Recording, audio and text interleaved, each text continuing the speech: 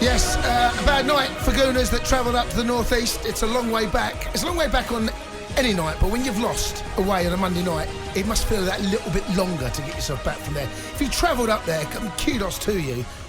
Give us a ring, 03717 2233. Now, Perry Groves said earlier that it's so dramatic that it felt like this is how bad it is for Gooners right now. The fact that they are now staring Europa League football in the face. It's not completely done. Mathematically, it's fair that we say that. It's not completely done. All Spurs need is a point, though. Yeah, you never know. But that has taken even the pressure off even more. Of course. But it isn't complete. It's not 100% done. But 99%. 99. It's not 100%. No, 99% it's done. 99%. But it feels right now as if Perry's wife has run off with the school bully that used to bully Perry. Was Perry's bully? Another bloke said he felt like his wife had run off with his dad. Can you top me? Thing is, the analogies don't have to be that your wife has run off with somebody. No, but I like them though. Someone's just said here. Where is it? Someone's just said. So this is no name. Oh, Sean from Broxbourne. As a Spurs fan, I would not care less if my missus ran off with my pet hamster, as long as we finish above that lot. I think you'd be bothered if your missus ran off with left you for a hamster. Not sure that's true. 03717 223344. Let's go and speak to Jag. Who's a gooner, and who's your missus run off with, Jag? What's happened there? Yeah, sorry, what was the question? So how bad that I feel? Yes. That because it's that mob up the road who are going to usurp and go above us, right? Yeah. I feel like what I've been told that my wife's having an affair and she's run off and she's leaving me, but it's going to be with the school bully who used to bully me when I was at Potkill Primary School. That's how empty I feel at the minute. So the way I feel right now is beyond depressed. I don't have a missus, but I flew all the way from Canada. Right. Okay. I've been in London for the last few months. I've been to plenty of games, and I felt like I've wasted my money. Sorry, Jag. Let me get this straight. Sorry, Jag. Yeah. You've flown over from Canada, all right? When did you fly into England? So I flew to England firstly last year, August. For about 5 months I was here. Went to the first few home games. Yeah. Went back to Canada. Right. Came back here in time for the Arsenal-Man United match. I was at that game too. Okay. So I've been to many games and I felt like I've wasted my money. And I could sit here and I could talk about everything that happened in that Newcastle game. I could talk about, the manager and what we did right and what we did wrong. But it started from when these boys walked onto the pitch. They didn't look like they wanted it. They did not look like they wanted that. That's what I saw. And when we're down 1-0, it's like their heads are dropping. My Sunday league team in Canada, when we're losing, we seem still like we're still in it. What's their name? What's the team name? What's the team name, Jag?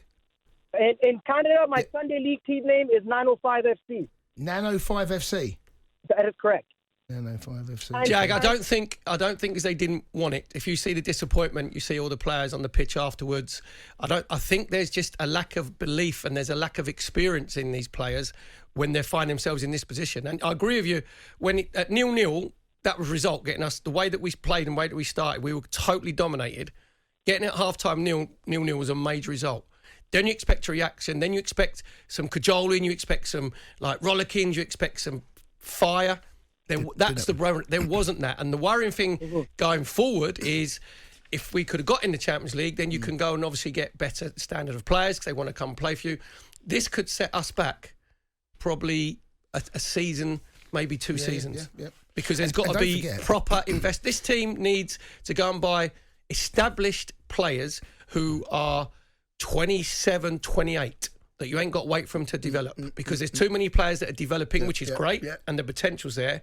But you need gnarled, established, real tough Premier League players. There's a new kid on the block as well, isn't there, with Newcastle, of course. And we see how they spent their money, how they've turned a season around, which started off, it couldn't have got any worse. Around December time, when Eddie Howe took over, I mean, I don't think they picked up a win, have they, under Bruce? Spent a few quid, not 95, a huge amount. 95 million. It was a lot of money. Yeah, but recruitment was good. Yes, it was. Because they got the right players in that they needed. Because they bought established Premier League players, not the superstars that everybody said, we've got this amount of money, like obviously Dan Burn. But they've been coached well as well. Yes, he got them set up 4-3-3. So it's just a worry, again, as a gooner, going forward, of the players that you can attract when you're not playing Champions League football, like Gabriel Jesus, for example. It was put in the papers, isn't it, like last couple of weeks. He'll be going to Newcastle. Well, Well, the thing is, but it's the money they can offer. Yeah. That's the difference. Let's go and speak to a Newcastle fan. Tom has dialed 0371722 3344. Good evening, Tom. Good evening, gents. How are you? I'm good, matey. Yeah, been better. Congratulations. It was a brilliant performance from your boys. They were excellent.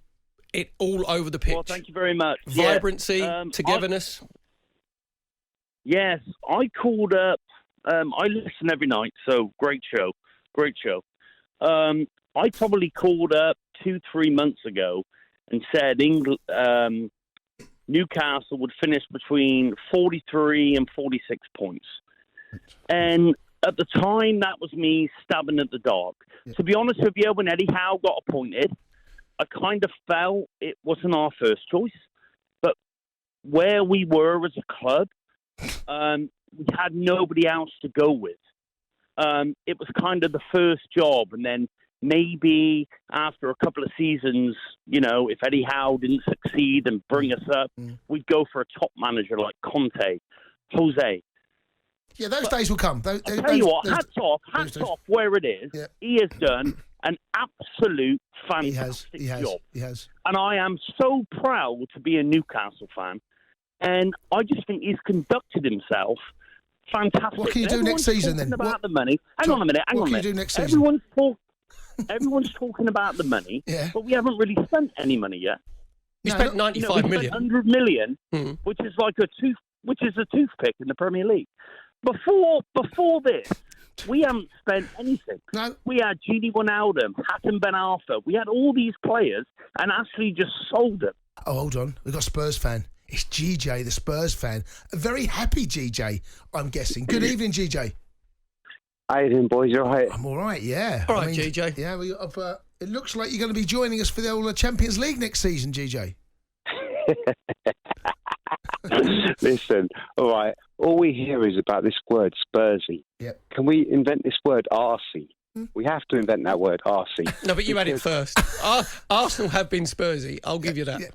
Yeah, they've been Spursy. No, I quite like saying Arsenal. By the way, that would be unbelievably Spursy if you go to Norwich and get beat.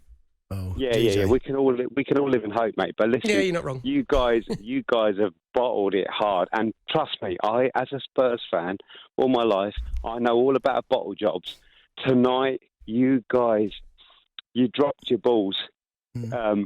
Arsenal, listen, you got a fantastic side there, but like they're too young, and I saw it on Thursday. Obviously, I'm seeing pick out all at Spurs. I was going to. We're never a penalty. Don't swear, GJ. We're a penalty, GJ. No, I'm not going to swear. Don't swear. Your backsides went. Yeah. Okay. Your backsides went. Right. So, listen. When we come to the crunch of the season, and I've seen it so many times with Spurs fans, right, with the title challenges or top four challenges, it comes down to bottle, and Arsenal have just bottled. They've caved in. They're too young.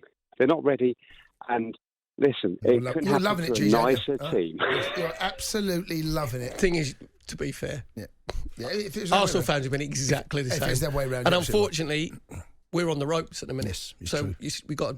I went to a reclamation centre today. I had a bad feeling in my stomach about the game to try and get a reclamation centre. What's that? We know you go and get all bits to reclaim. Exactly. Yeah, right. Okay, so I was looking for a tin hat.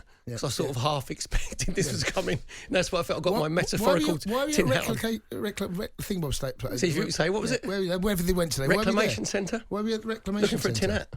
Because you've got all metal stuff there in here.